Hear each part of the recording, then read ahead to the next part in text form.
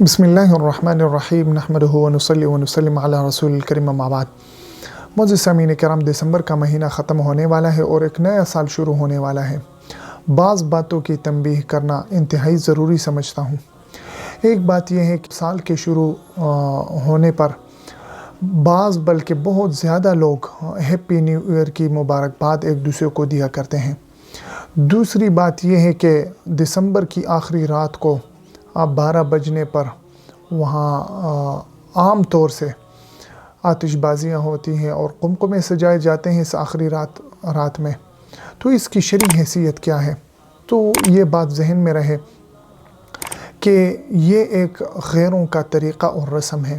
پیارے نبی کریم صلی اللہ علیہ وسلم نے اپنی پوری زندگی میں، اسی طرح صحابہ کرام نے، تابعین، تبع تابعین نے، کسی نے بھی کسی کو سال کی ابتدا پر مبارکباد نہیں دی۔ اور دوسری یہ بات ذہن میں رہے کہ آیا مسلمانوں کا سال یہ جنوری سے شروع ہوتا ہے یا مسلمانوں کا سال وہ محرم سے شروع ہوتا ہے؟ تو مسلمانوں کا سال یہ محرم سے شروع ہوتا ہے، جنوری سے شروع نہیں ہوتا۔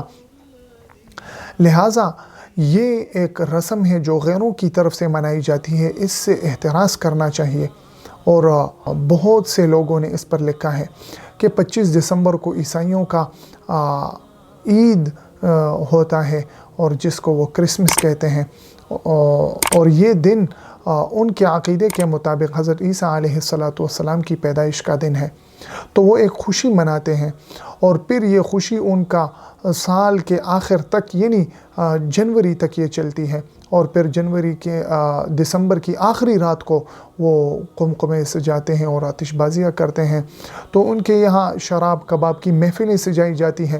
تو یہ ان کا ایک رسم ہے جو مسلمانوں میں سرایت کرتا جا رہا ہے اور مسلمان بے شعوری کے حالت میں اس کو پھیلاتے جا رہے ہیں۔ تو ایک بات یہ کہ اس طرح کے مبارکباد دینے سے احتراز کریں، اس کی کوئی شرعی ثبوت نہیں ہے۔ دوسری بات یہ ہے کہ جو یہ قمقمے سجائے جاتے ہیں اور آتش بازیاں ہوتی ہیں، تو یہ بات ذہن میں رہے کہ یہ اسراف اور تبذیر کے زمرے میں آتا ہے، اور اللہ جل جلالہ فرماتے ہیں ان اللہ لا يحب المسرفین، اللہ جل جلالہ مسرفین کو پسند نہیں فرماتے، بلکہ دوسری جگہ فرماتے ہیں کہ مبذرین یہ شیطانوں کے بھائی ہیں، ان المبذرین کانوا اخوان الشیاطین، یہ شیطانوں کے بھائی ہیں۔ تو ان جیسے فضولیات اور اسراف سے بچنا چاہیے اور دوسروں کو بھی اس کی تلقین کرنی چاہیے۔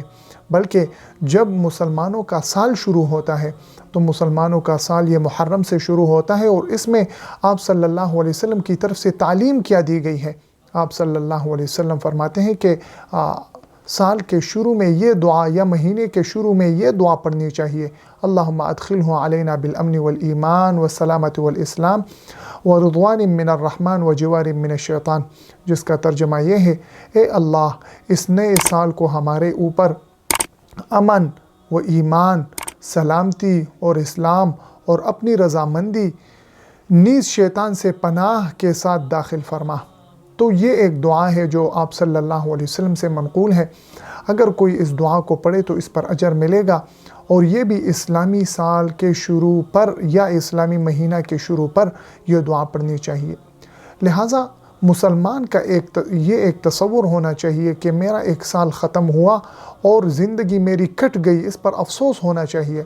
ابن مسعود رضی اللہ عنہ فرماتے ہیں کہ میں کسی چیز پر اتنا نادم اور شرمندہ نہیں ہوا جتنا کہ ایسے دن کے گزرنے پر جس کا سورج غروب ہو گیا، میرا ایک دن کم ہو گیا اور اس میں میرے عمل میں اضافہ نہ ہو سکا۔ اسی طرح حضرت حسن بصری رحمہ اللہ فرماتے ہیں کہ تو ایام ہی کا ایک مجموعہ ہے، جس دن ایک دن گزر گیا تو یوں سمجھو کہ تیرا ایک حصہ بھی گزر گیا۔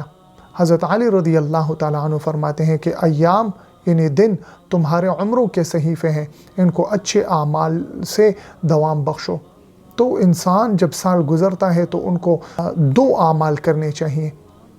ایک یہ کہ محاسبہ کرنا چاہیے کہ اس گزرے ہوئے سال میں میں نے کون سے ایسے اعمال کیے جن سے میں نے اپنے رب کو راضی کیا، اور دوسرا آگے کے لیے لائحہ عمل طے کرنی چاہیے کہ میں اگلے سال کیا کیا کروں گا، اس آنے والے سال میں میرے کیا کیا پلاننگز ہیں، میں کس طرح اپنی زندگی گزاروں گا۔